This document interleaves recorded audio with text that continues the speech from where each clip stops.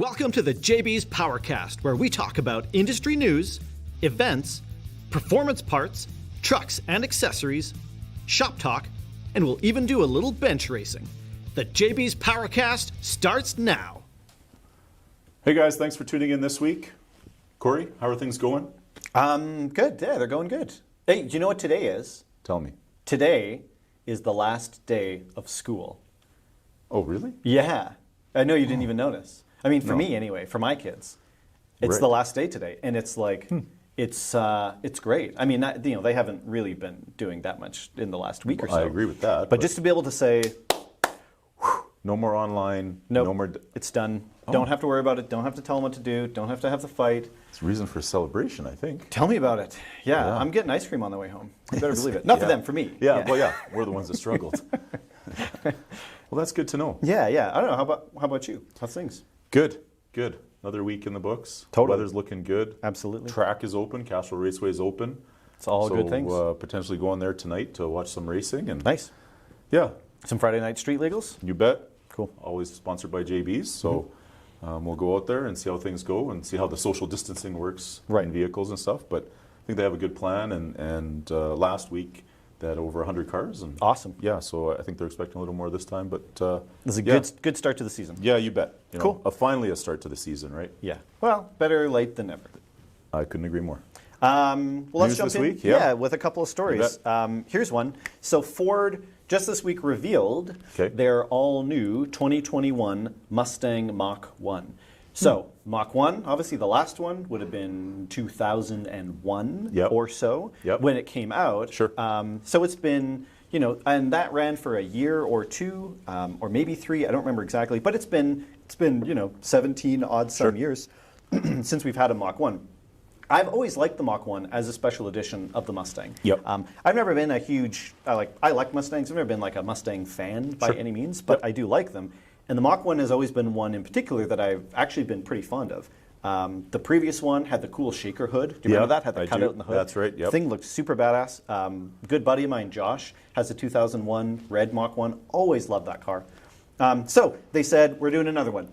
Good timing because, the Bullet, the re-up of the Bullet, that ends this year. 2020, it's done. Okay. So flipping into next year, we get a new special edition, which is a Mach 1, and it just makes perfect sense. So what's cool about it, what's exciting, the Bullet was really, really cool. It looked neat. It had some cool wheels. It was more of an appearance package than anything. Had some handling to it. But more just the look. More just the look. Yep. The Mach 1, though, is a real, and I mean this in the best possible way, it's a real parts bin car built out of Shelby cars, which makes it particularly special. Sure. Mustang GT is already a pretty potent, pretty good out-of-the-box sports car. Obviously, the jump up, the GT350, huge jump. No question. Ford took a bunch of bits and pieces from that and put it in this and have really kind of bridged the gap. Wow. So, right out of the gate. Under the hood, you've got the 5-liter, obviously, but they've retuned it. They put the GT350 intake manifold on it. Okay. The end of the day, it's 480 horsepower. Not too shabby. 420 pound-feet of torque. Obviously, you got your 6-speed manual, 10-speed automatic. The manual actually is not the regular GT manual. Okay. It's the 6-speed out of the GT350. Oh, wow. So it's built beefed for up. some power. Absolutely. Nice. Yeah.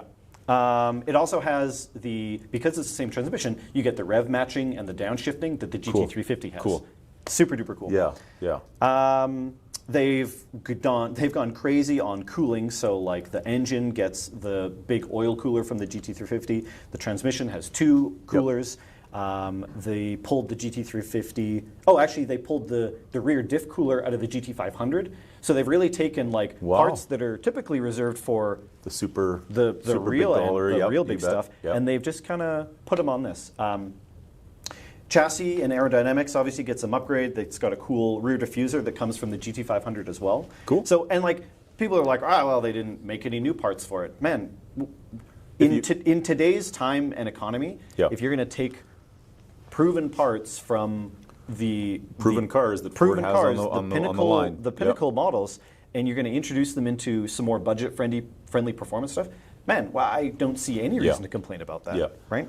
I agree with you. And I mean, Mach 1, I think my dad had a 70 or 69 Mach 1, right? So it's synonymous with Ford. Absolutely. True purist, and like you said, not even a Mustang Mach 1, you've heard of it, seen a little bit of it. So it's cool that they're bringing it back, and I like the fact that, yeah, the GT350 is in my opinion, a supercar, because it is unbelievable in all aspects of being a Mustang, and then the GT500 is the GT500, but the fact that, hey, we're going to take a little bit of this, a little bit of that, kind of cookbook stuff, and throw it into this one, and give you a new car to pick from is pretty cool. It's totally smart. We've got you can get a handling package that gives a bigger front spoiler. Visual-wise, it's got, actually they did the front, I think we had a picture up earlier, it's gone now, but the front fascia is totally unique, and it's got the classic empty Mustang fog lights in the front. Sure. And that obviously is a pretty iconic throwback for decades there it and is, decades. I see it. Yeah, real cool. Of having that place there and not having the fog lights on the performance car. Yeah. That's, some people are like, oh, it's the cheap model because they don't have fog lights. No. Right. You misunderstand, sir. Yeah. That's weight saving. Yeah, you bet. You've got some cool, the standard wheels are designed to actually look like vintage 69, 70 Mach 1 spokey wheels. And it does obviously get unique badging and a cool interior. It's got like aluminum finished dash and stuff like that. Next spring is when it's going to come out. They haven't said anything about price, but if you go and price out a Bullet today, which is still available because it's a 2020 model, they started about $55,000. The GT350 is like $76,500. Yep. So 60, Fair estimate. 65, Yep. which, for a Mustang GT with a whole swack of GT350 and 500 parts in it, Yep. that, in my opinion, that's like value. Sure it is. 60 grand Sure it for probably, it might be the best value Mustang that you'll be able to buy when it comes out. Yeah. And with all the cars, I mean, the Mustang and stuff, you're getting the red key or whatever they call it, the track key. The track key, right? It's amazing that, you buy this GT350 or you buy now the Mach 1 or whatever, and you drive it to work every day, right? Absolutely. And it's comfortable. Comfortable, stereo, mileage, everything is fine.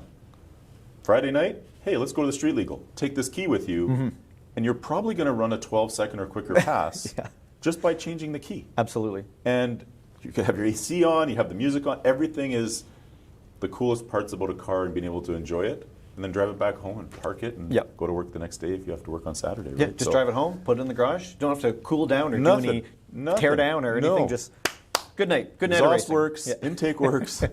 Don't have to touch anything other than go have some fun. Exactly. Right. So that's real cool. I mean, I'm excited to see it come out, and I'm sure we'll see some on the roads here once they're released. Yeah. New Mustangs. I think and I'll just go on record again as not a Mustang guy historically, but like the current era of Mustangs are the best they've ever been, hands down. I don't care what anybody says. Sure. As far as like performance, handling, looks, value, they look so good. Yeah, and they're I agree. Crazy good performance. Yeah, I agree completely. And they're not insanely priced. No, and I agree. And it's hard to, even not being a Ford or Chev guy, when you see it go by, you're like, it's a nice car. Like, and it sounds good and it looks good, and there's a million of them everywhere. Yeah, if someone gave me 60 grand and was like, hey, a Mustang, a Challenger or a Camaro, I'd probably go Mustang. Yeah. Without having driven all of them back to back, just probably where I'd lean in. Right. I just think it hits all the marks better than the others. Yeah. I'd be a Dodge guy, but it's all good. But that's fine. Yeah. But if you were to tell you are me, a Mopar guy. hey, you want to take this beautiful Mustang for a drive? I would. You're not going to turn your nose up at it. No, I would be in that car and driving it for sure. That's cool, man. Cool. So one more story here. Sure. We're going to shift gears a little bit. We're going to talk about a Dutch car, and this brand and this model probably should win an award for the best manufacturer name and the worst model name ever. Sure. So the brand, I'm not surprised if anybody's never heard of it. It's a Dutch car maker. They specialize in ultra lightweight, like street legal track cars. Kind of like a what's the British one? Starts with a C. Caterham? Or like an Ariel Adams type of thing. Yep. So the brand is called Donkervoort. Donkervoort. Okay. Which is fun to say. Yep. The model is called, and it's real attractive sounding. It's a D8 GTO-JD70. Right. Yeah, it really just rolls off the tongue. Yeah. Oh, hey, did you pick up your Named new by an D8 engineer. GTO-JD70? Yeah. Yeah, totally. Yeah. Yes, Yeah. not exactly a team of No. marketing specialists put that together. Let's hope not, anyways. Yeah. So anyway, so why is this important? Why is it interesting? It's an ultra lightweight sports car, and it looks really cool. So it kind of has that open wheel design again, kind of like an Ariel Atom. Obviously, it's pretty purpose designed. It's not something that you're going to see on the road all the time. No. You know, it looks cool. It costs a lot. It's probably going to be $180,000, $190,000 bucks. But what is interesting is what it can do and why it's sort of special. Yeah, it looks pretty rad, actually, I think, as far as like that sort of roadster kind of new age open wheel. Totally. Yeah. So it's a road legal car. It makes 415 horsepower. It's got a 2.5-liter turbo inline 5 that they pulled from Audi. Rear-wheel drive, 5-speed, steel ladder frame chassis, full carbon fiber body. All that adds up to a curb weight of about 1,500 pounds, which is nothing in terms of cars. 1,500 pounds. 1,500 pounds is less than a pallet of Flowmaster mufflers that we get into the warehouse. Exactly. Like it's unbelievable. Yes. Yeah, 1,500 pounds is like some parts of most cars. Right. Yeah. Right. So 415 horsepower on 1,500 pounds means 0 to 60 in 2.7 seconds. Obviously, it's going to be fast. But it does break a record. This is the first production car that will hit 2 Gs of acceleration in a corner. And that's pretty nuts. This is getting into like race car territory. It's not like, oh, no car can do that. Right. But to go and buy a car, then turn the key and drive it, and just the fact that the car will be able to do that without spinning off the road and totally destroying itself is crazy. So 2 Gs through a corner is like NASCAR level. NASCAR typically is 2 to 3 G going through a corner. And you know they're going 200 miles an hour. 200 miles an hour. You bet. So it is a ton of force. Now, obviously, this is a little bit of a different set of circumstance from a NASCAR race. But just to give a comparison, you know, what is interesting, we were talking about this a little bit before, is that I don't think most people would be able to take a corner at 2 Gs of lateral force of acceleration. The sheer amount of upper body strength to hold a car. Actually, I read an interesting thing that was saying that NASCAR drivers going through a corner at about 2.5 Gs, a driver that weighs about 170 pounds will feel like 450 pounds. Like that's how much the force influences, right? Right. So you have to have so much upper body strength to be able to hold that car going through that corner because everything's working against you. Right. So yeah, it will do it. And like that alone is super impressive. Sure. The fact that they've built a car that they've tested and they've been able to say on a track, this production car will do 2G. Obviously, if you're buying this for a track race car, that gives you an inherently crazy advantage over anybody. If you can rip through those corners, that's what it's all about. Yeah, as far as road racing goes. The limiting factor is the person. Like you and I consider ourselves good drivers, or drivers that or enjoy the motorsport industry or the hobby. The chances of us being able to go into a corner and be comfortable and actually produce that type of G coming out of there's no way. No, we're that uncomfortable feeling that we're going to lose control because of we're not pros or lack of experience. You'll never have the opportunity to feel it. You'll be able to say, "Hey, it does it," like we talked. But the truth is as fast as we think we can go into a corner, when in comparison to a NASCAR driver or professional driver, we're not even going to come close. It's not even it's no comparison. So it's almost as if you were to get that NASCAR driver to drive it and you got to sit in the passenger seat, you'd probably black out. We're dead, on the way in. But the whole time he's turning the corner because he's used to it and can do it. He's got training to do it. Well, exactly, right? So that's cool. I mean,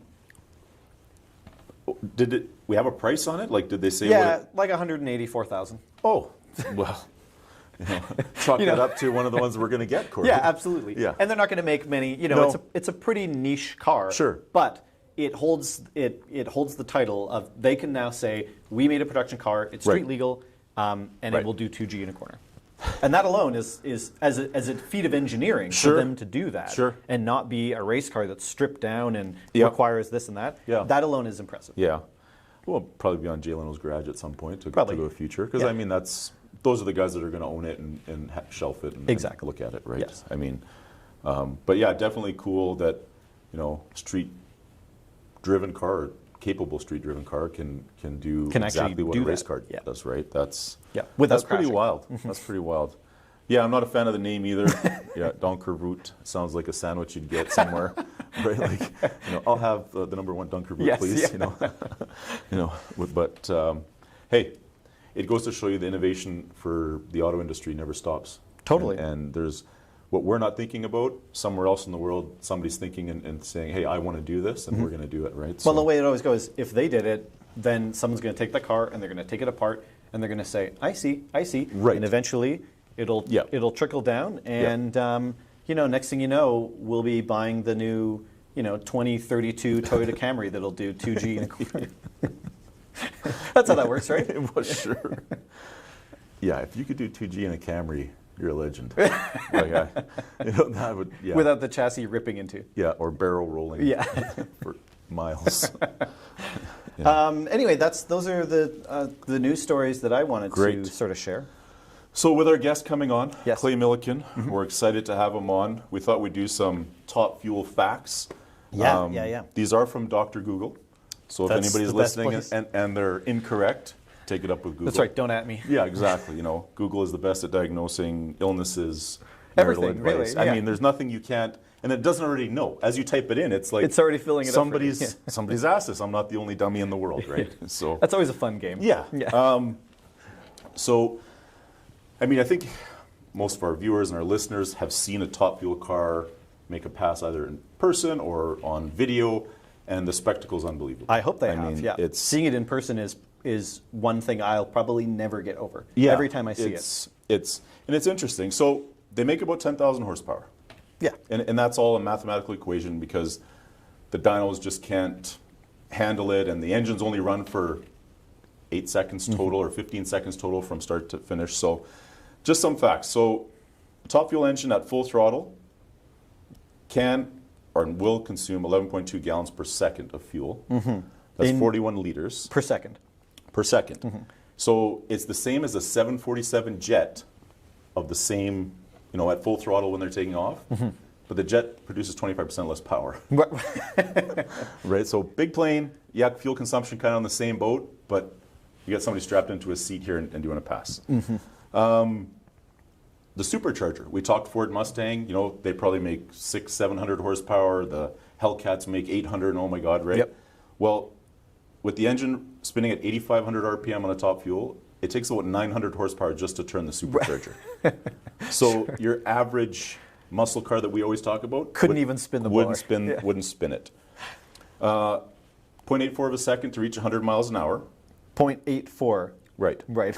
So Forget 0 to 60. there's no 0 to 60. There's nothing. But it's unbelievable. So you were talking G-forces. So at the launch from Google, drivers are subjected to 4.75 Gs. Wow. Which is more than a space shuttle, what the astronauts would feel during a rocket takeoff.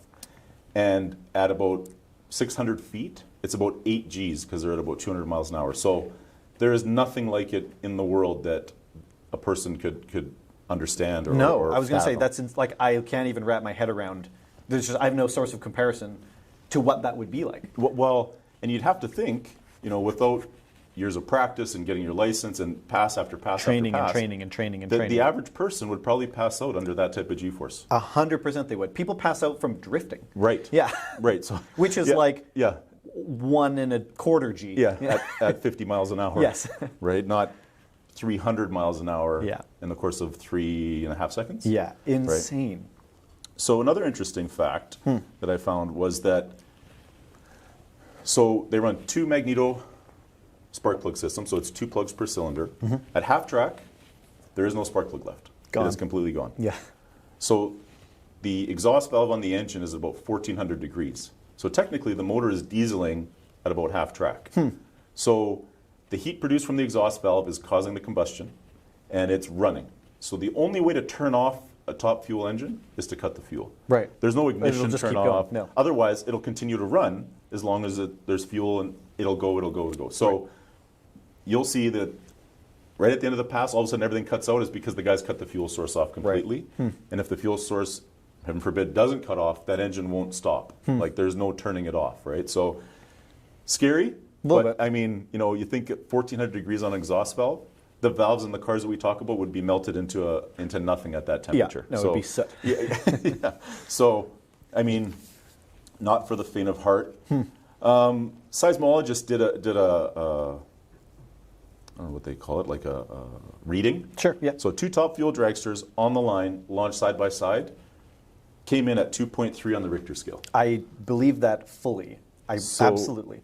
I remember the very first time that I saw one in Vegas, and I was far too close to know what to expect. Right. And it's like somebody punches you in the chest. Right. I had no idea. It shook me. And I mean, the sound is one thing. Right. The sheer volume.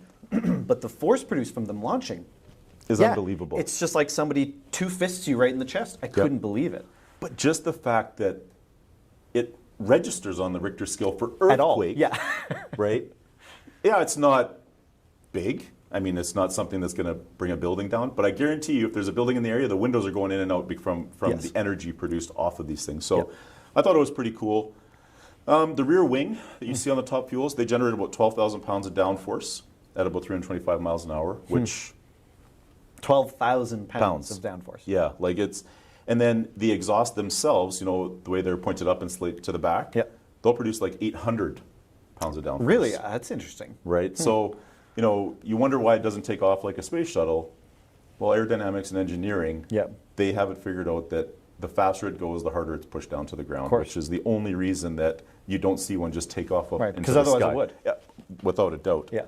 And the other interesting thing was that, we know they run 3.5 seconds and all in all it's fine. So if a driver, such as our guest, was to run every race, make the final in every race, his total race time for the season would be less than 7 minutes. Right. So if he did every race. And went all the rounds and everything. So if you just take that, 3.5 seconds and then the burnout and all that. The maximum amount of time. Right. Yeah. Right. So those are some interesting facts. If they're right, great. I'm sure they're probably not totally wrong. If they're wrong, take it up with who are we to say? Yeah, exactly. That we get all of our information from Google. That's right. That's it. So very, very, very cool. Yeah, I think a lot of people, especially if they've never really seen one, have a hard time appreciating what's going on. It's a bomb on a car. Yeah. And you just, I'm not gonna, I don't try to minimize it for the driver, obviously, but like, no. What it seems like to me, from my perspective, is you just hold on. What else can you do? Yeah. Like it's got to be a blur. Absolutely. I mean, we'll There's find no way out it here, isn't. but absolutely, yeah. But it's that fast, that quick. Yeah. It's crazy. My brain can't process what it would be like. Yeah, and I mean, it's just like anything else. Watching it go by, you're like, oh, that's fast. In the car itself? No. Yeah. Experiencing the force and the acceleration and And how about steering a little bit? And, the wall or the center or it's spun. You have to pay attention. You can't just say, all right, I'm along roller for the coaster. ride. Yeah, no. I agree. So that's wild. Yeah. Yeah. Cool. So well, it should be coming up. Should be a really good conversation. You bet. Thanks, Corey. We'll see you next week. Yeah, we'll talk to you guys soon. We'll see you guys after the break. Cheers. You expect peak performance from your vehicle and your motor oil. Racing is in our DNA, and competition drives innovation.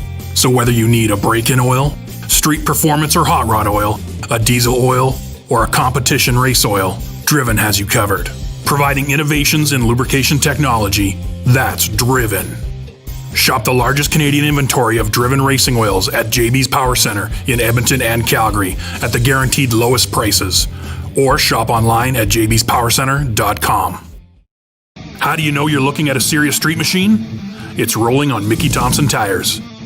Generations of enthusiasts have been taking their car to the strip with the unfair advantage of street-legal rubber from Mickey Thompson tires.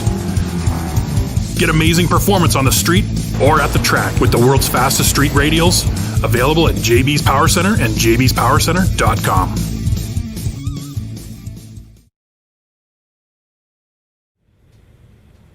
We're back. We got Clay Millican on the line. Clay, thank you again for taking the time to join us.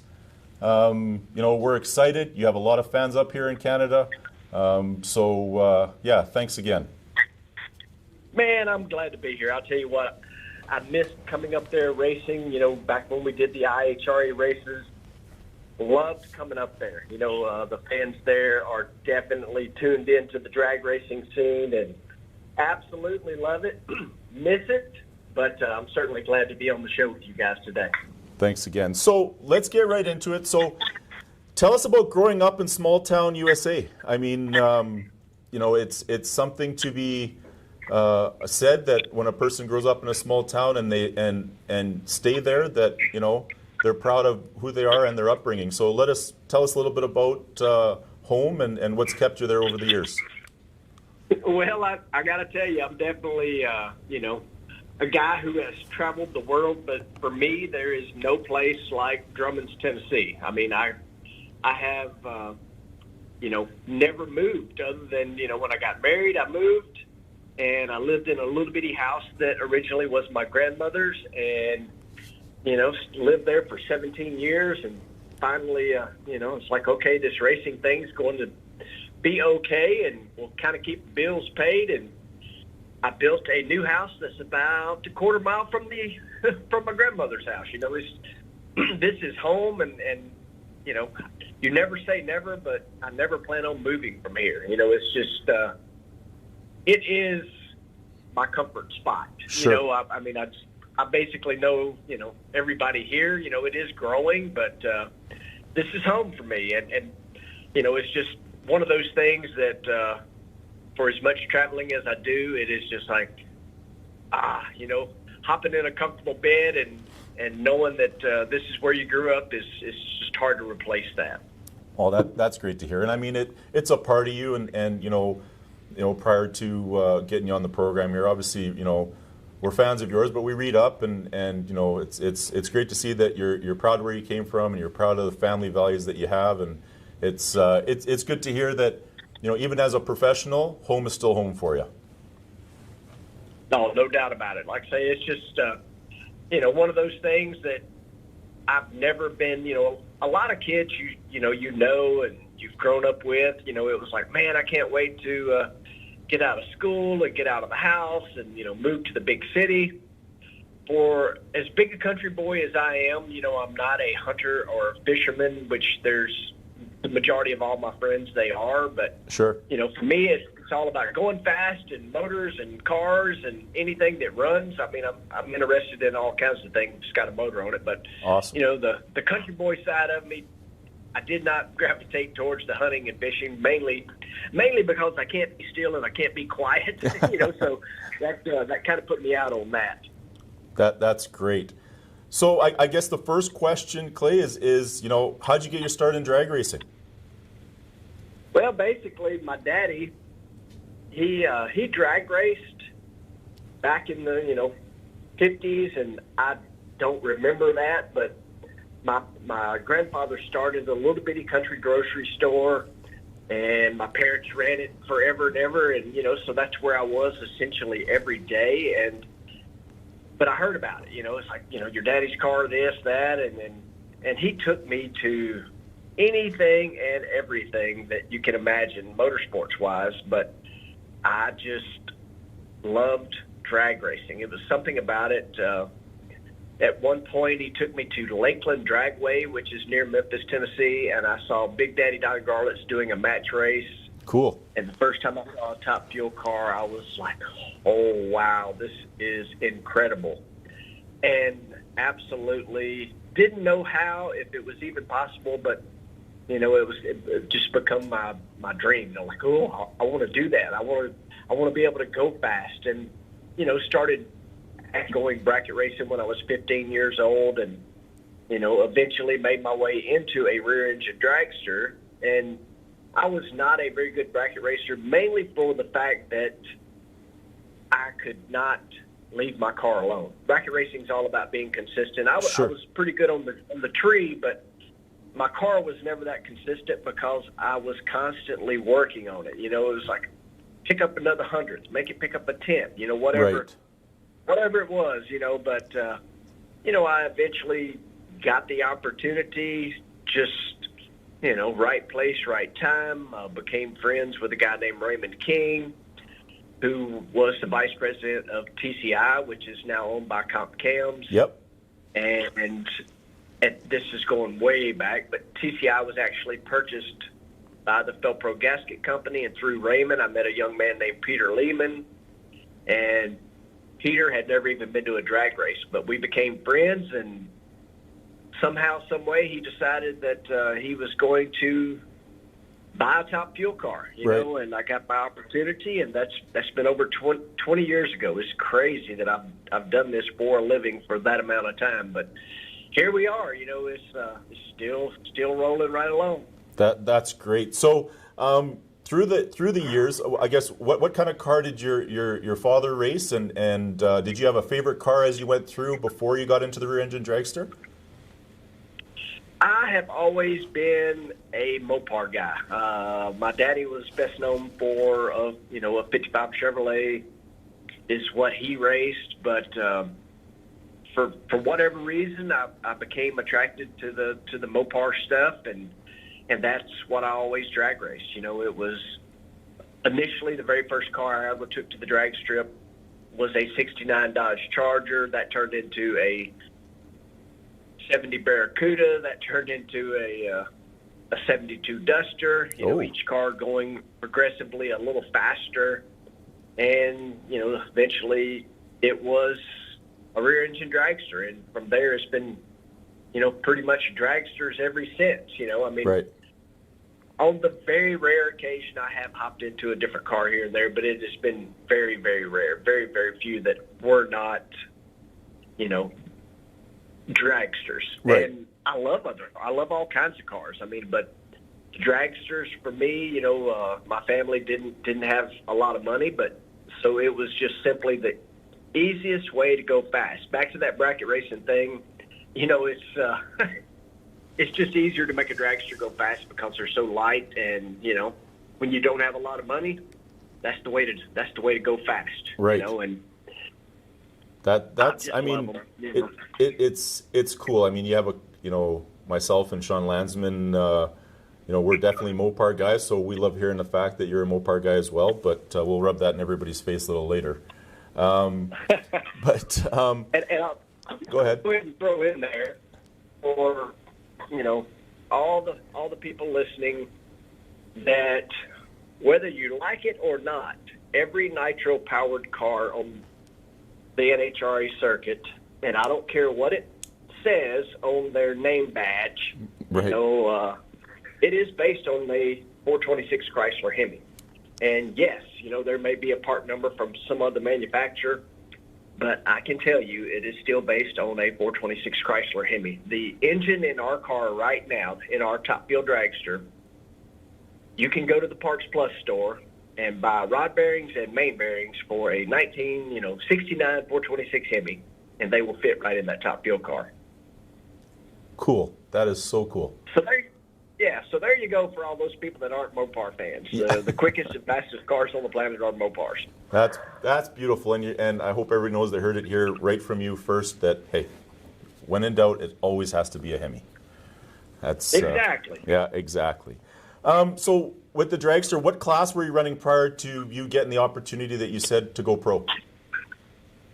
Well, like I say, initially, I bracket raced, and then I started doing a little bit of super gas, which was in my 72 Duster, and then when I got the dragster, I started super comp racing, which is an index class. Yep. Super gas being 990 and super comp 890, and then I started again back to wanting to go fast. IHRA had a class called Modified Eliminator, and essentially it was a weight per cubic inch class, and it was still a dial-in class. You could make your own dial-in, but if you ran into another car in the same class you were in, then it was heads up. Right. And so I really, really liked that. Had just started to kind of think about doing Top Dragster when the Top Fuel opportunity came along. So I did very little, but some, just some Top Dragster races, which are really fun because that is the quickest, fastest bracket racing there is. Absolutely.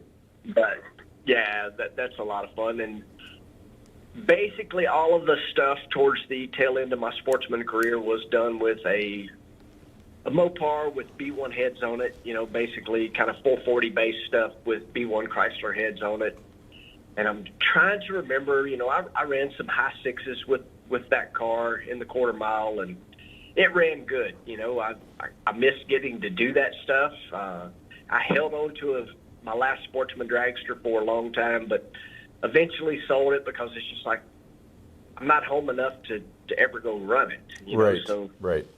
So now I'm kind of race carless other than the Top Fuel car, but the Top Fuel car takes up a lot of time, and it was my dream to do it and to drive the quickest and fastest cars on the planet. I get to do that, and so I have a blast doing it. Yeah, that's awesome, and I mean, it's great to hear that average person, you had a passion and you worked your way up and you raced a 440 base dragster, and I mean, everybody had to start somewhere, but it's always nice to hear that it wasn't a big sponsored thing right from the start. You had to earn your way through it, and it was a family.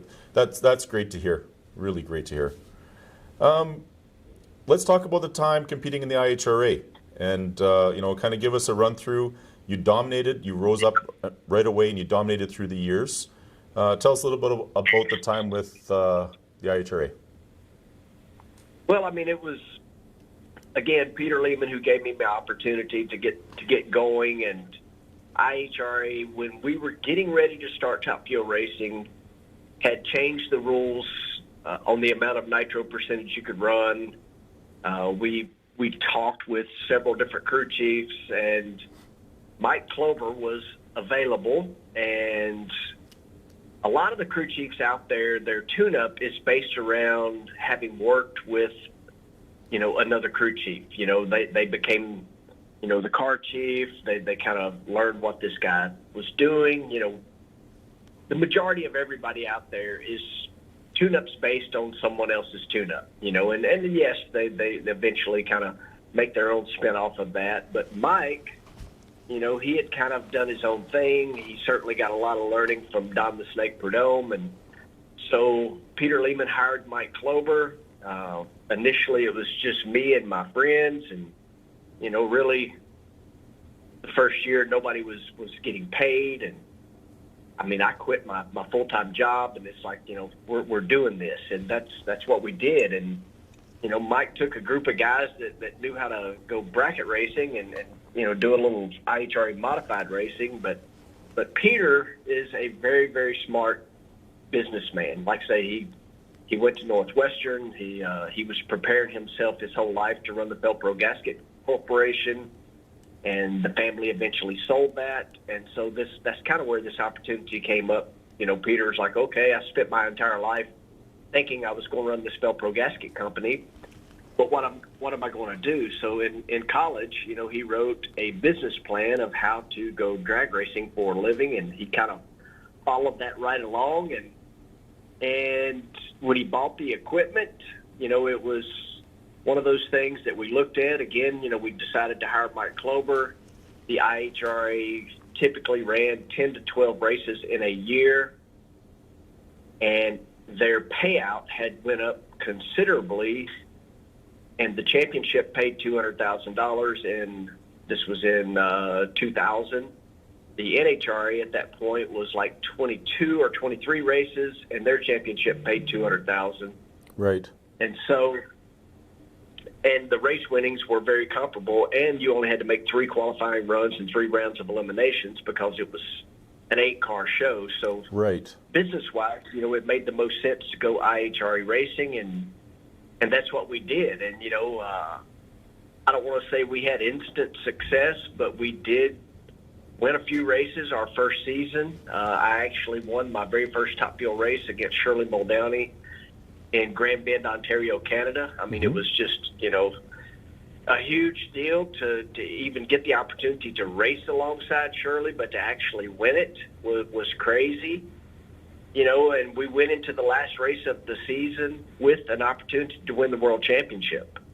And we came up 7 points short that first year. We lost the championship to Paul Romine, who was, a big name and a super tough, Top Fuel racer always. The whole time he raced Top Fuel, he was very, very good.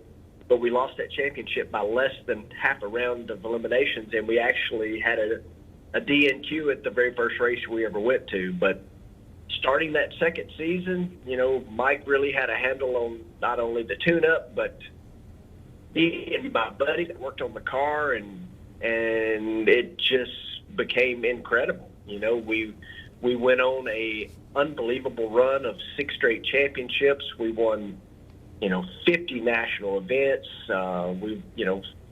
All-time winningest professional driver in the IHRA. It was incredible. It was and this is hard to believe, but it was a letdown if we didn't, at the very least, make the final round. Right. We went one season where we went to every final and won them all but one. Every Wow. single final we went to. Mike had a handle on the car, and things were just unbelievable. He just had a combination that worked, and a lot of people don't realize this, but the IHRA had more restrictive rules. You could only run the supercharger at 25 over. And Right. there's so many things that we just consider normal in drag racing now that actually came from the IHRA. Okay. Oil down penalties, which are a normal thing, been around for years and years, that came from IHRA. Belly pans under the top fuel cars and funny cars was mainly top fuel cars because I didn't race funny cars, but because the IHRA implemented these points penalties for oiling down the racetrack, Mike Klober came up with that. And Okay. we did it, just try to help keep oil off the racetrack, because you could win around but yet lose points because you put oil on the track, so Right.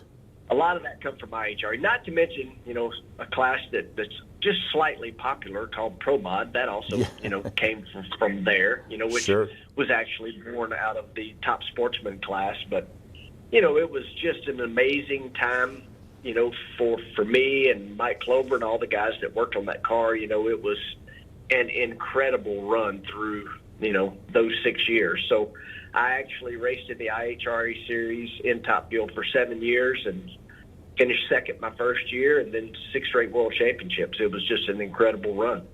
Yeah, and I got to tell you, there's a lot of us Canadians up here that remember you coming to Edmonton in your Werner Top Fuel dragster. I'm sure you remember it, but just from what you're saying, you were on a tear there, and we all got to watch you really be the show. You were the guy to beat, and kind of nobody could touch you. So I guess your most memorable moments from IHRA was just, every event and being super competitive and progressing through and winning world championships. It would be very hard to pick out one highlight. No Sure. question about it. There's a lot of things that stand out in my mind that we did, and very, very proud of everything we did in the IHRA series, because it was just an incredible run that nobody had ever done. It's a shame that IHRA doesn't have professional classes anymore, but times change, the world changed, but I am so very proud of everything that we ever did there, that it's memories that'll stay with me forever. That's awesome. We got a thing up here from Comp Cams and saying hello to you, our good Tennessee friend. So you got a shout out from Comp there, and obviously our relationship with Comp is really strong as well. So good all around people down at Comp, and they're saying hello to you. They are just an amazing group down there. Comp Cams is probably one of the very first companies that ever started helping me when I was a kid. Based essentially, they're about an hour away from where I live here, and they are by far the most technologically advanced cam company, in the country. And, a lot of people just don't even realize how much they do. Their R&D department is incredible. They're the leader, plain and simple. We held the NHRA world record for several years, and very, very much that all goes to Comp Cams. They've developed some things for our team that, gave us a huge advantage. And, they've done a lot for me, not just in Top Fuel, but my entire, racing life. I've got a lot of friends down there, and their technology is just incredible. I was just down there about a week ago, and I can't make a quick trip in and out the door down there because, there's so many good people that work there, and I always try to, I try sometimes to pop in and out, maybe grab a few parts or some cams they've done for us, but it turns into an adventure, and it's always an enjoyable adventure for sure. Awesome, that's great.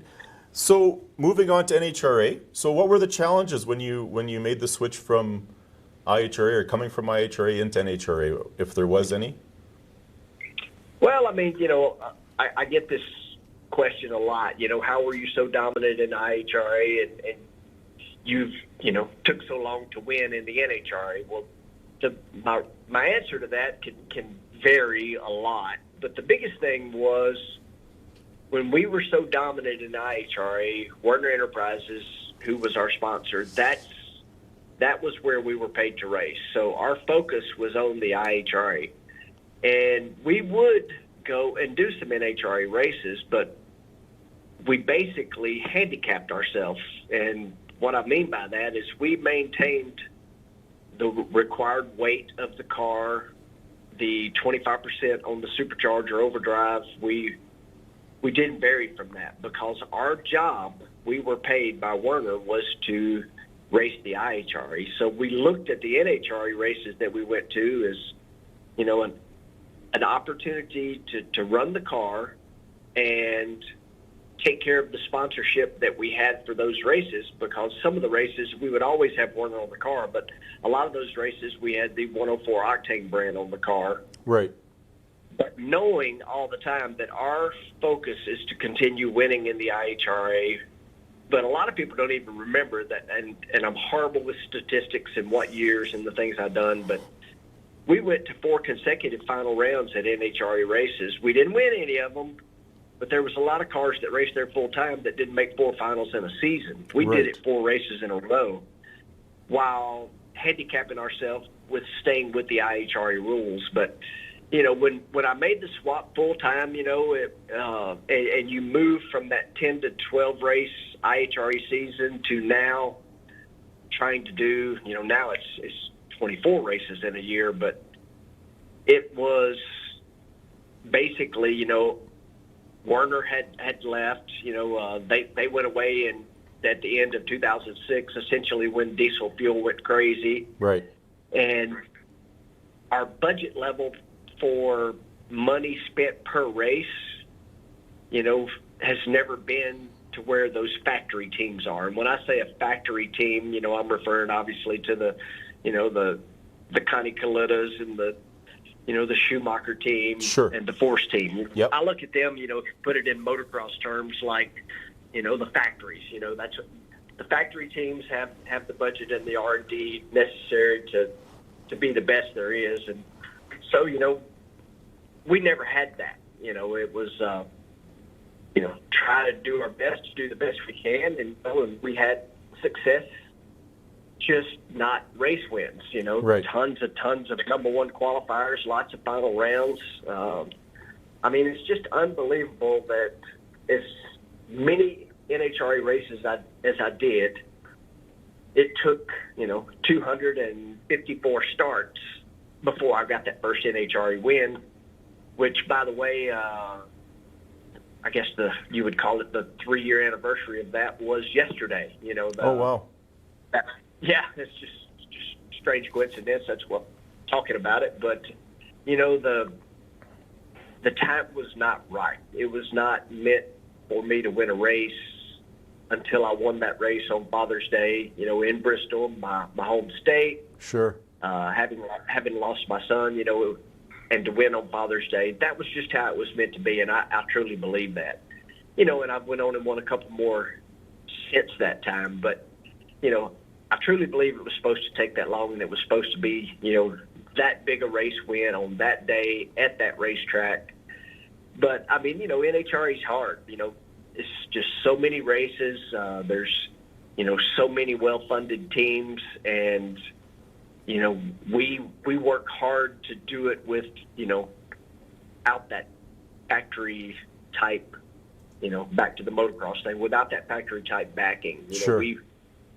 We do it, a little differently. We're the team that I work with, which is, the Straight Line Strategy Group, Doug Stringer and Scott Gardner, we do it more like a family. The race shop is in Doug's backyard. Literally, you drive right in his driveway. The shop's behind his house. And, we don't have employees. We got, people that work on the car. While, yes, we're all full-time and we all make our living doing it. Sure. But it is way more a family operation than go in and punch the clock and put in your 8 hours and go home. Right. We jump in there, get the job done. And all the teams, I will tell you this, you spend way more time with these people than basically anybody else in a normal year. Right now it's been it's obviously been a little weird, but it's. You better get to like those people or it ain't going to work, and right now we've got a heck of a group of people that really all get along, and we have fun with it, and we go out there and battle with them big teams, and every now and then, we get our licks in and turn those wind lights on. That's so cool. A few of us here were in attendance in 2018 in Pomona when you set the record, which was unbelievable to see. That was quite the feat. And I mean, it again, another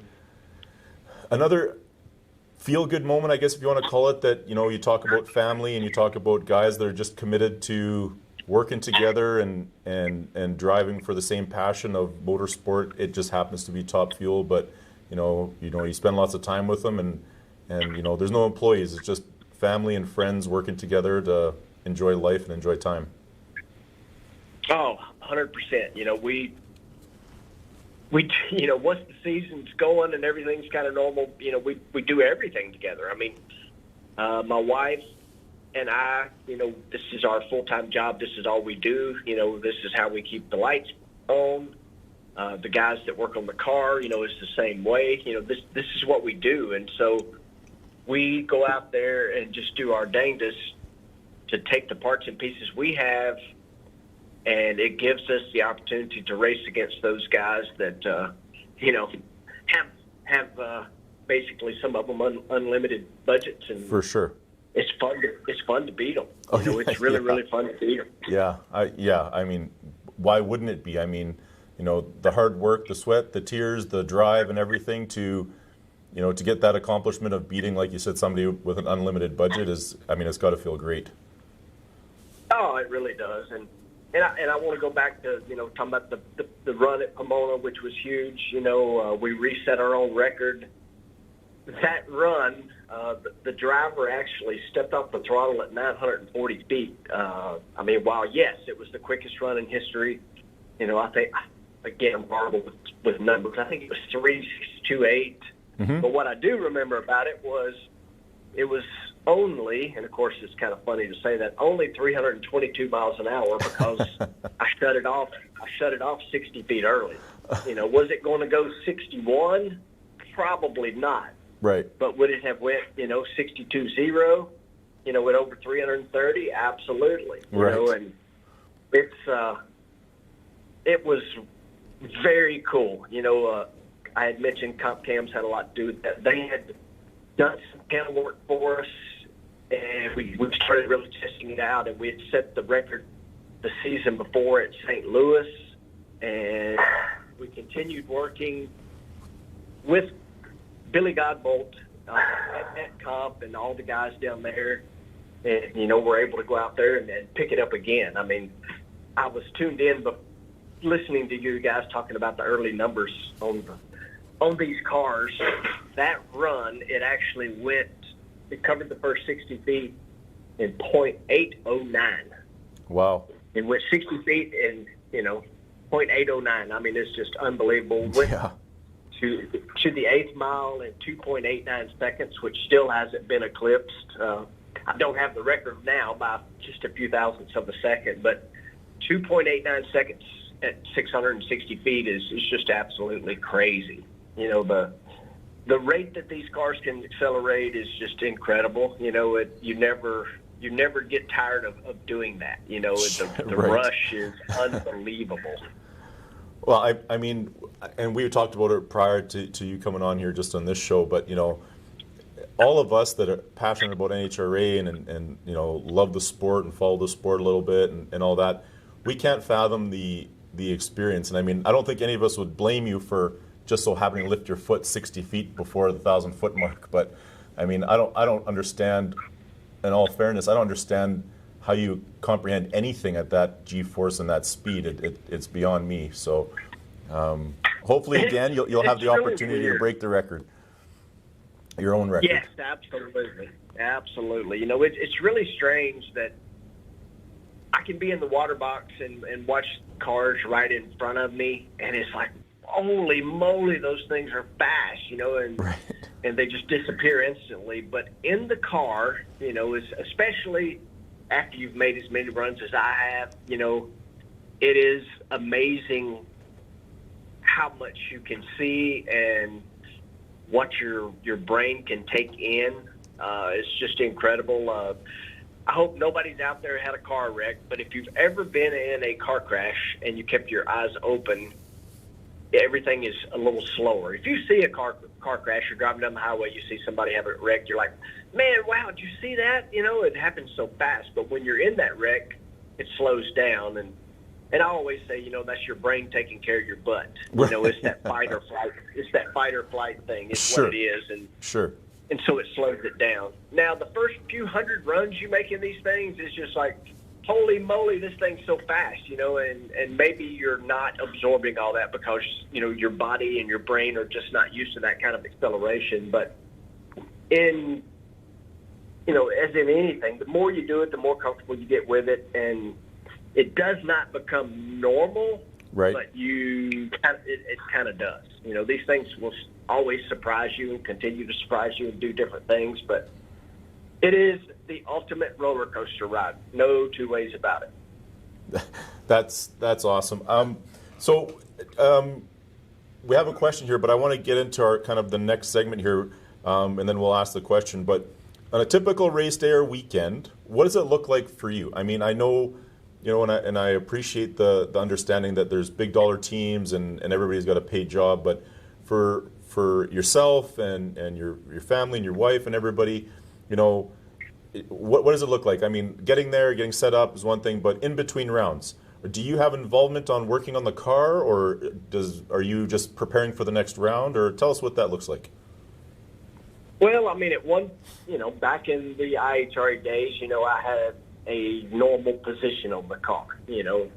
I did the rods and pistons. I was very, very hands-on because we had to, especially early on. Like I say, it was me and my buddies, and we did everything. Now, my job, for the most part, is kind of like the majority of the drivers out there. Pack the parachutes, which I hate doing. It's like folding laundry. It's Yeah. It's nasty. They're dirty. And a lot of people think, oh, the driver does it because he's got to have them to stop, which is true. But I'll be honest with you, it's not that critical how you do it. Right. A quick Mike Clover story. Back at the IHRA days, Mike's always been, what he's thinking is going to come out. And again, in the IHRA days, I had a position on the car, and we couldn't get the car ready for the next run without me doing my job. And I was being super cautious, trying to make the parachutes perfect. And Mike comes out there, and he's like, you ever seen Don Perdone pack parachutes? So I'm kind of looking at him, a little like, probably, I don't know. And he's like, just get them in there. If I throw you on the ground going 300 miles an hour, you will figure out how to get up. And so that's kind of the truth on the parachutes. There is a way you got to do them, but a lot of people always think, oh, the driver has to do it, because he's the one depending on them. But Right. I would let you do it if you wanted to fold. It's like folding towels. That's kind of what it is. But anyway, I'm kind of getting off your question there. So I mix the fuel. I do the parachutes. A big part of my job, though, is Parts Plus brings in thousands of guests through our hospitality area. Sure. And I try to, spend a lot of time with them. I try to spend a lot of time with the fans. And I am still what we would call a floater guy. Other words, if something's, we're in between rounds on elimination days where the amount of service time you get shorter and shorter and shorter in between the rounds the closer you get to the final. Sure. And so if something out of the ordinary happens, let's just say, for example, we break the rear end in the car. Well, the guys are already needing to service the car. They're pretty much maxed out on the amount of time they've got to get the car ready. I become that guy that will get in there and help get the rear end changed. Gotcha. There is nothing on that car that I can't do from front to rear, with the exception of tuning it. I am not smart enough. I do not know how, but you could, put me in the shop with all the parts and pieces. I can put it together. It will start and run, but I can't tune it. But so I'm still that extra set of hands if we need it. I'm not assigned a position, so to speak, but I 100% love working on the car.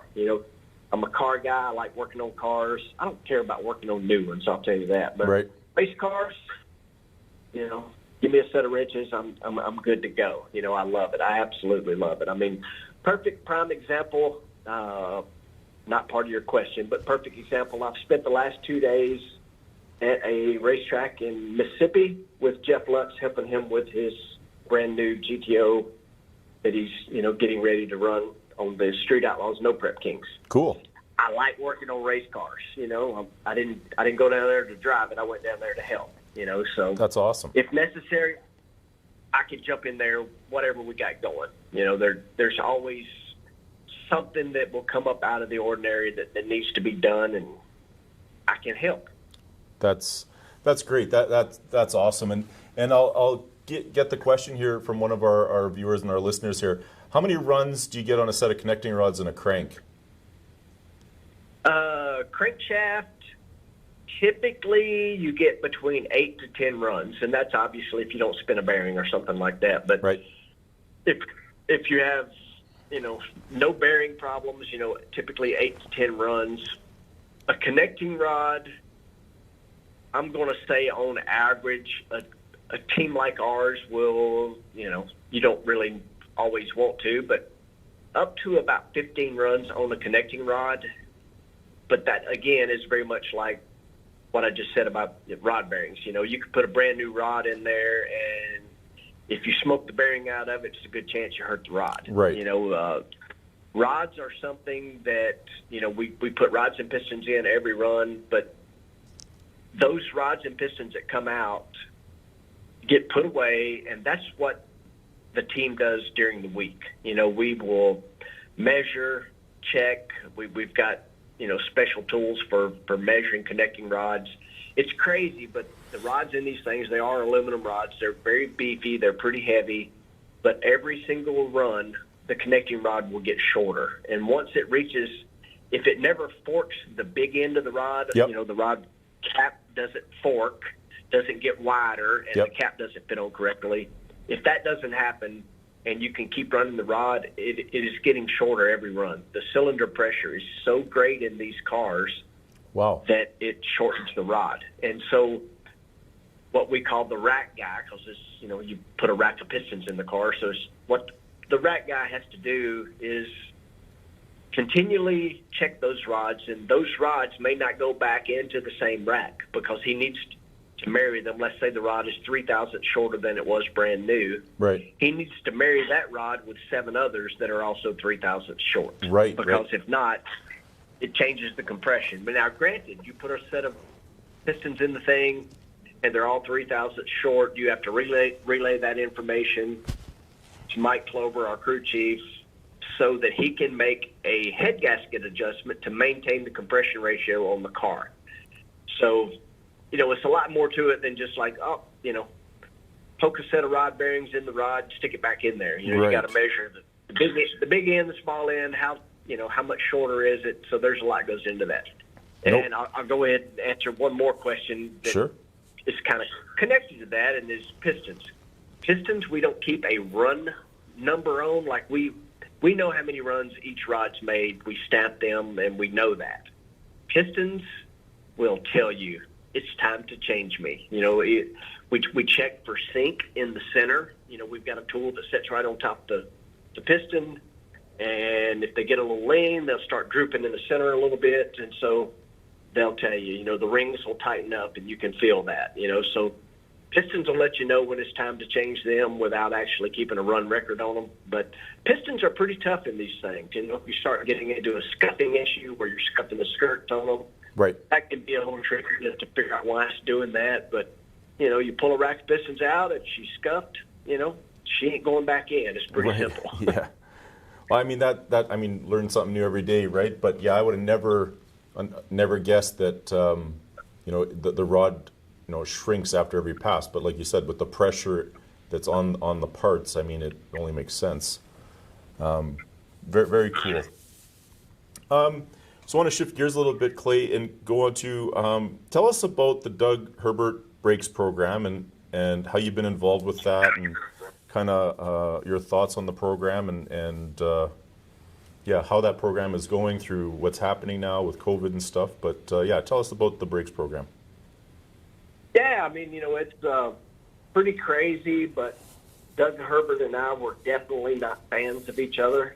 You can hop on the old YouTube and put in my name and Doug Herbert's name, and you will see that he and I may not have been the biggest fans of each other. We got into a station battle in Reading, Pennsylvania, and kind of turned into a little shoving match, which is crazy because he's a giant and I'm a little bitty guy. But when I'm in the car, I feel like I'm a giant too. I'm the same size as everybody. But why not? But anyway, Doug and I were not necessarily the best of friends by any stretch of the imagination. Pretty fierce rivals on the racetrack, and Doug ended up losing both of his sons in a car crash, and it was an absolute horrible thing.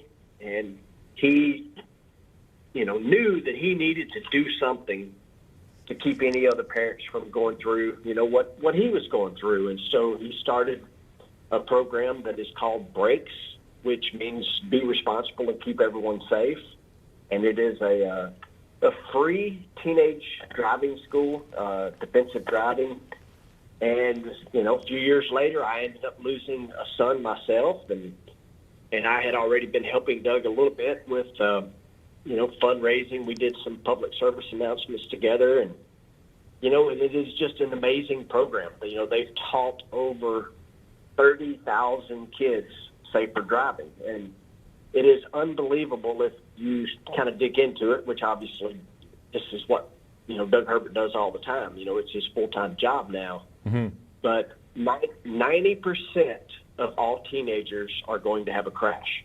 Doesn't mean it's going to be a bad one, right. But 90% of all teenagers are going to have a crash of some kind. And, it's so many things now, the cell phone being number one, distracted driving is a gigantic problem. Sure. And, what this school does, it goes to cities, all over the country, and essentially what it does is it takes your child and puts them in a bad situation in a controlled environment, and okay. The school is taught by professional drivers of all walks of life. I mean, it's guys that do movie stunts. It's guys that, train the Secret Service to drive the president around. Wow. It's, race car drivers.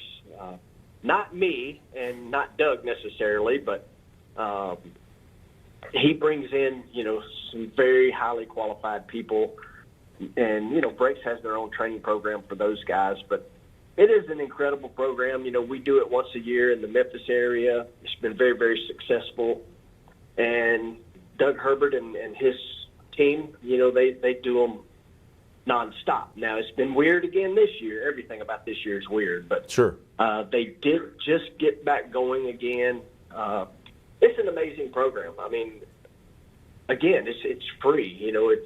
If it comes anywhere near you, I highly suggest it to any parent or anyone that knows a teenage driver. It's the majority of the cities it goes to. There's a waiting list on them, and so it's one of those things. You've got to hop on their website, which is put on the brakes.org, and find out what cities they're going to. and it is highly, highly recommended by me because it is no way of knowing how many lives that program has saved. Yeah. But if the kids can learn any one thing, if the car starts to skid, where to look, where to put their hands, what to do, it will make a difference because it's like I was talking about making run after run in the top fuel car. If you don't know what it feels like, you don't know what to do, and so if you put your kid in a situation where they're hydroplaning, sure, at least they will know what it feels like, and they will know what to do, where to look, and more importantly, how to stay out of a crash. Yeah. Or at least have a better opportunity to make it not as bad a crash as it could have been if they just shut their eyes and hope for the best. It's an amazing program. Yeah, and I mean, I think I want to reshare the stat that like 90% of teen drivers will be in some form of collision. That's a pretty staggering thing when you actually think about, the new cars and the sophistication and cell phones, like you said, with distracted driving and everything that's going on. A program like this, I mean, our company, JBs Power Center, we're a proud sponsor of the local street program, the street legal program, getting guys off the street that want to do some racing and out to the track. But, programs like this, I mean, I know you said it, you'll never know what the impact or how many lives it'll save, but if it saves one, it's worth it every minute of every day. 100%. Again, me and Doug have been through something that no parent should ever go through. It's just unbelievable. The amount of parents that every day get a phone call or a knock on the door saying they've lost a child. And, yeah. I don't wish that on anybody. So, the class takes 4 hours. It's not that long, and basically 30 minutes of it is classroom, and the rest of it is, right with an instructor. And you don't have to provide anything. You just got to bring your child, with a driver's permit or driver's license, and they provide the cars, they provide the staff, they provide everything. It's unbelievable how well organized it is. And it is a lot of behind the wheel time. Your child will be put in the car with a professional driver and 3 other students, and they will go through each station. There's 6 stations of what they will do, and your child will get to spend a lot of time behind the wheel with a pro driver. Yeah. And again, it's not a racing school; it's No. a defensive driving school, and you don't know what you don't know. And so when you get that opportunity to learn something you don't know with a professional, every parent in the world should take it. I agree, and it's great that you're involved with it, and I mean, from what we've read and what I mean, again, when we were in Pomona, a few of us that work here together, we seen the donation from the Vance family for the program, and unbelievable. It's amazing. It truly is, and it's just a testament to what everybody believes in that program. For somebody to do $1 million the way they did is quite incredible. And from what you're saying, I hope that program makes its way up north of the border here, because I think it'll have an impact up here as well. But it's great to hear, Clay, that you're passionate about it, and it's something that will help teens stay safe while driving. Absolutely. Incredible program, and it would be worth, crossing the border down to find some of those events. Yeah. I promise you. It's a well-spent 4 hours, and I don't care how much traveling you got to do to get there, but, do it. Maybe they can make their way north of the border. It's kind of how that has to be done is, somebody has got to get in there and work with the community and get the program there. They are always looking to expand. Sure. That's something that I definitely know they do. They spend a lot of time in Washington, D.C., working, with the government here to make the program better and better and better. And it would be great if it was required every teenager that was getting their driver's license had to go through it. If Sure, that was possible, I agree. I agree now that I'm not a teenager and don't think I know everything. Oh, absolutely. Right. And it's funny you say that. So I see it because when we do the class here in Memphis, it's 2 days. Like I said, it's only 4-hour classes, so we do 2 4-hour classes per day. And the kids will show up. They are not happy. You can tell their parents made them come. They don't want to be there. And at the end of it, sometimes we'll even, call them out. Hey, you had a sad face when you got here this morning, and they'll be grinning from ear to ear. And they're like, Sure. I want to do this again. Right. They kind of go kicking and screaming, but once they get there, they're like, man, this was the funnest thing ever. So I'm like you, though. If my parents had told me when I was, 16 years old, just got my license, you got to go take a class, I'd be like, I know it all. Exactly. I know it all. Yeah, that's great. So the next question, I mean, it's about the current state of drag racing and with the world pandemic.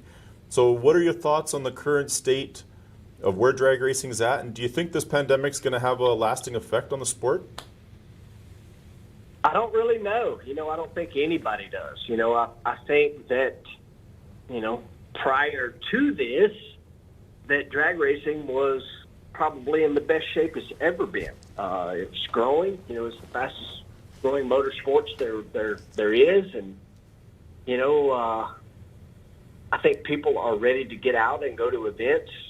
But at the same time, that's got to be done safely, and it's going to be an amazing, exciting season and a quick one once we get going. Sure. NHRA has put the schedule out. We're going to Indianapolis 2 weekends in a row, and then we have a weekend off, and then it's 15 straight weeks, which I've never done before. I've done as many as 11 in top fuel racing. I mean, when I bracket race, you race locally every weekend, Sure. but it's not like, all the travel and all the stuff involved doing what we do on the top fuel level. So it's hard to say, what the state of drag racing is going to be going forward. How is fan interaction going to work? How is anything going to work? I don't think anybody really knows. But what I do know is, I still think it's the greatest sport there is, and people love drag racing. And while it may change some, I still think it'll be the greatest sport out there. And I do think drag racing will continue to grow. I really do.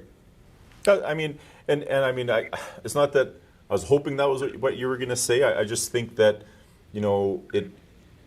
for the years and years and all the changes that have happened through drag racing over the years and everything, that there's still a core group of fans and enthusiasts that, always want to see it and always can't wait for it to come around, or right now, come back, right? So that we can watch something and talk about what happened and how things are going. So, I mean, it's great.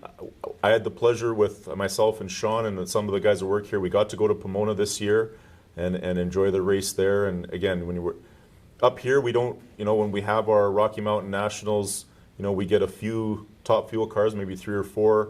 It is a long ways up for guys to tow up. But down there, when you get to watch, 16 cars go back to back, it's quite the spectacle, and gives us, motivation to stay active and keep in it, and always want to go back down and watch more. Oh, for sure. And again, I love racing in Canada, and I would love to see for an NHRA event to somehow make its way back up there. I know it was there before I started, but it has been there, and would love to see it again because. And I'm not just saying this because I'm on the phone with you guys in Canada, but without question, some of the best fans there is when it comes to drag racing. Because Edmonton, it always amazed me, to go there, and it didn't have to be top fuel cars racing, and the grandstands were packed. Right. Where, the NHRA race, when the nitro cars run, the grandstands are full. As soon as we're done racing, they all come to the pit area, to watch the guys work on the car, which is cool too. But up there, the fans never leave. They want to see the cars going down the racetrack, whether it's the 890 class, 990 class, or top fuel dragsters. It's pretty cool. I love that. Yeah. That, and I mean, it's we get one event a year, so when we get the opportunity, rain, shine, or snow up here, we're going to stand in those stands and make sure we get every minute of it, right? So it's 100%. We take everything we can get when it comes to motorsports and drag racing in particular. That our season is definitely short, but when it's up here, we're all willing to stand in there and hold out to watch a race. Absolutely, make the most of it. That's Yep. for sure. Yep.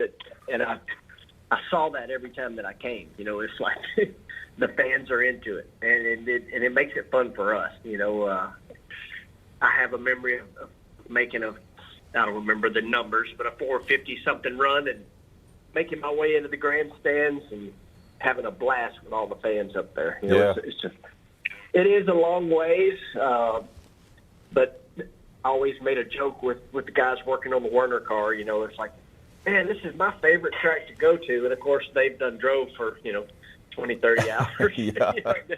And they're like, what are you talking about? I'm like, man, this is awesome. Right. Because the airport, the racetrack, the hotel are all within, 10 minutes of each other. Yeah. When you're landing, you can see the racetrack. Yep. And I like playing golf. There's golf right there, too. You bet. So I love Absolutely. there. Absolutely love coming to Edmonton. That's great to hear. Thank you very much. So one of the last questions we have here, what are your thoughts? I mean, I know you said you went, was it Jeff Lutz you were helping on his car, or?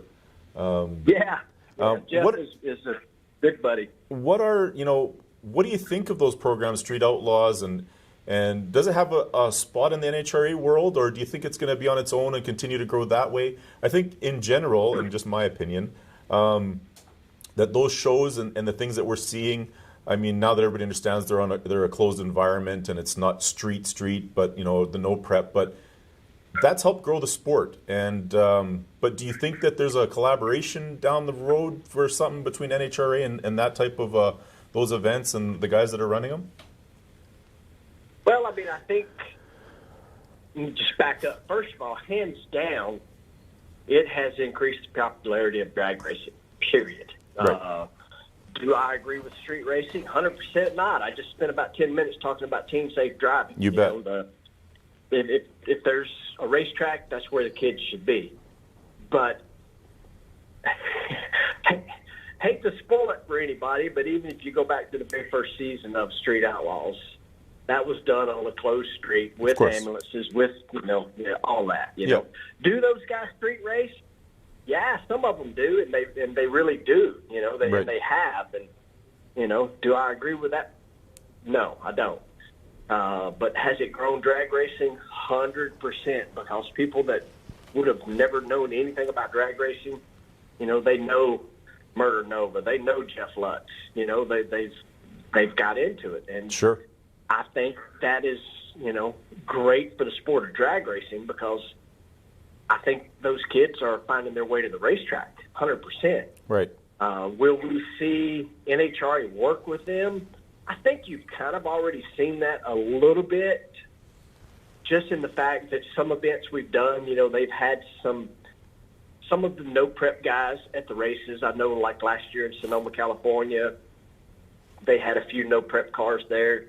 Not necessarily the Street Outlaw guys. I mean, other than Bodie. I don't know if y'all are familiar with. He was there. He brought some cars, and they had the opportunity to race in front of the fans. And the no prep thing is obviously taken off in a big way. And so I think it has been huge for drag racing, and some of those guys are awesome. Like I say, I spent a couple of days with Jeff and Jeffrey Lutz, helping work on the new car, and but it has been good for drag racing.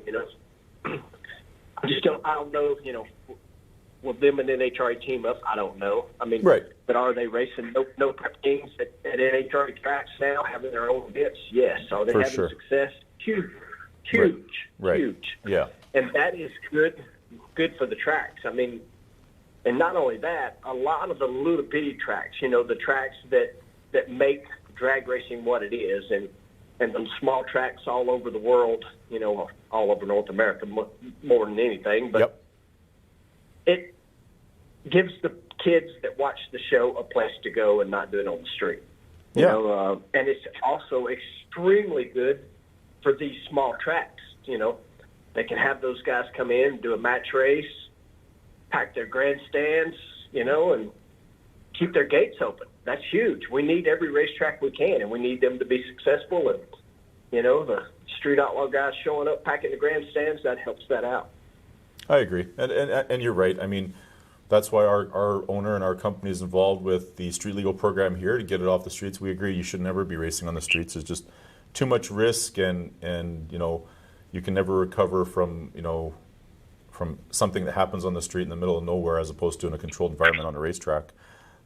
So yeah, it's cool that you're working on those cars and helping friends of yours out on those cars, and because everybody up here watches it, as far as I'm concerned, or my circle of friends, they're all have interest in watching street outlaws and who did what and why, and I think we all take it as there is definitely an element of show in there, but in the end it's cars drag racing, which is what we all can't wait to see, right? Because it's in the end it's a race between two cars, so it's cool. Absolutely. Yeah.